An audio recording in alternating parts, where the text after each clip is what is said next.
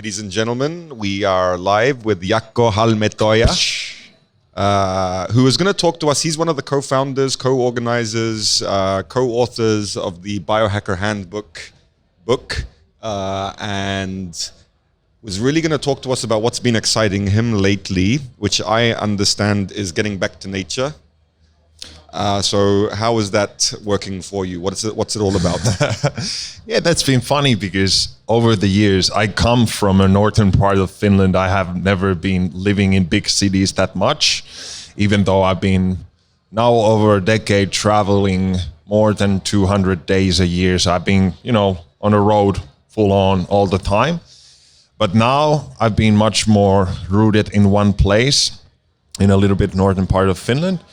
And over the years, I just see it.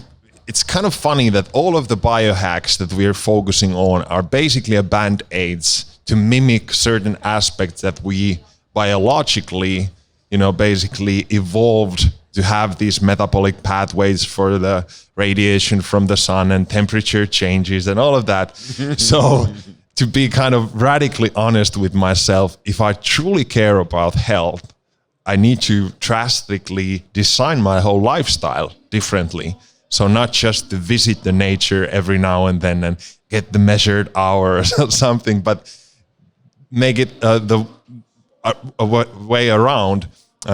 And now it's been much more that I've been based in nature and then visiting the cities. Mm-hmm. And that's basically what Teemu was talking earlier today, that when you master the tools, then you don't need the tools anymore. Okay. So it's been fascinating that how well my body functions when I'm, immersed in nature, not just for a few hours, but several days and all that. So it's just been really interesting experiment, because now I've been this year already sleeping outside over 80 nights, and it's been really immersed in there. Mm-hmm. So that's been exciting.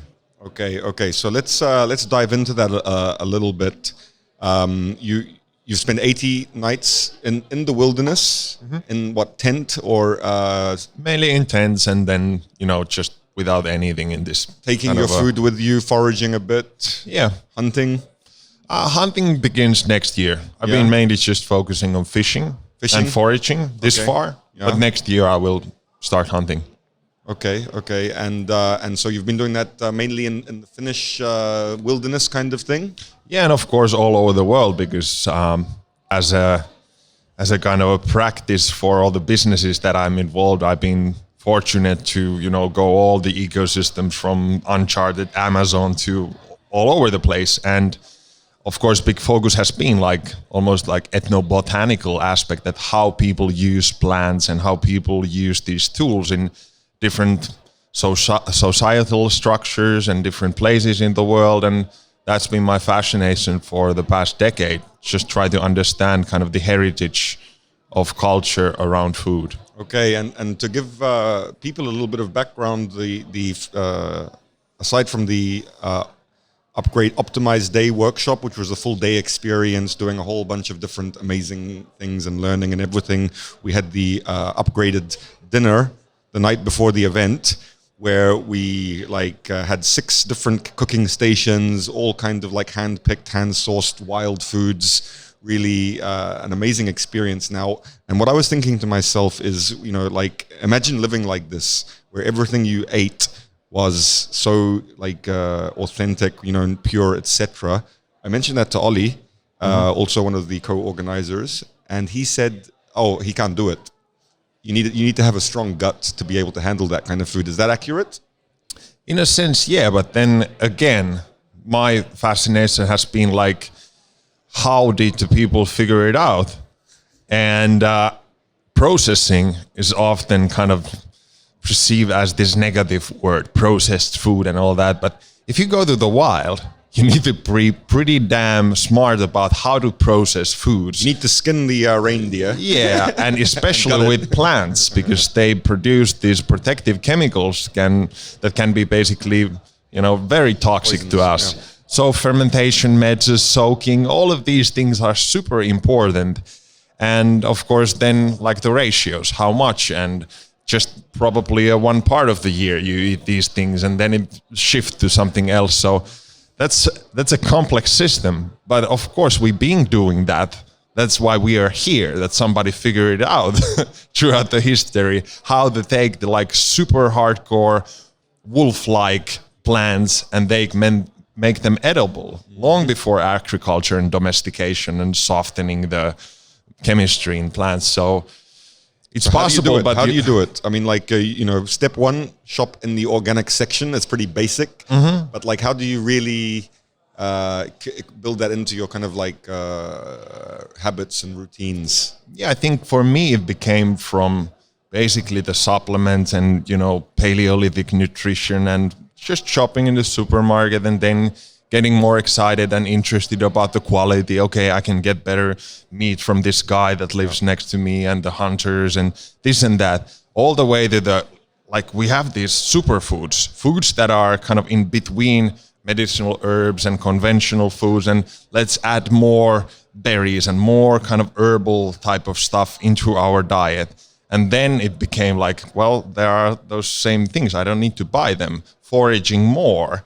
And that's not the point to forage all of your food, but to add more of that stuff. And occasionally, I think many people kind of evolve in that path to actually enhancing the percentage of food that's much more wild and less in the supermarket space. So I wouldn't see that as a dualistic kind of thinking, but just to increase the amount of these more wild and nutrient-dense things, and that's not kind of the end goal, but just the portion is a big part. Yeah, and one decision point is like starting to opt for the more wild forms of food, seeking them out. They might not be in your major supermarkets. You might have to dig a little bit deeper. How do you do that? How does the audience do it? So it's, Finland is one place. It's a very like down to earth. And that's of course how we use our money to outsource it. So of course that's what most of the people, me including, does with many of our food choices. So you don't have to change your time for foraging if you don't want that. But the point of speaking about these things is that even in Finland now we've seen that even the commercial aspect catches up when there is demand and people just want. I would like to buy more, wild herbs instead of this, kale. And then it starts to happen slowly. So I think that's the bigger picture. But for people, just, buy more strong stuff that you find from the supermarket. Again, the point is not to go all the way to living in the treehouse and all that, but just to understand that we are kind of lying to ourselves if we compare that nettle into that good salad from the supermarket. There is a huge difference between those genetically, nutritionally. The wolf versus the chihuahua. Yeah, so kind of just make sure that you understand that and then probably move step by step a bit towards that. And if that road takes you longer towards the wolf, that's probably cool. And if not, that's okay also. Nice. Okay, well, thank you very much for sharing. I have heard those words come out of your lips about 4 or 5 times. Wolf versus Chihuahua, and that's from Daniel Vitalis. I want to make sure that I credit him. Exactly. The rewilding guy. Right. And that's a pretty cool way of thinking. A lot of the biohacking stuff is very intellectual, very high tech, and this is about the opposite principles, getting back to nature, getting back to us. So thank you for sharing all of that. If there was one idea that you'd have to encapsulate and share with the audience, what would that be? The most valuable idea? Yeah, focus on the stuff that you do most. I think that's, again, like prioritize. The air, the water, the elements, those are at the core of health, social connections. So just want to kind of zoom out and remind of the bigger picture. That's what I still do every day, gather my spring water and go into the nature. So that's for me kind of the meta level of thinking about health. Beautiful. Thank you. Thank you very much. Again.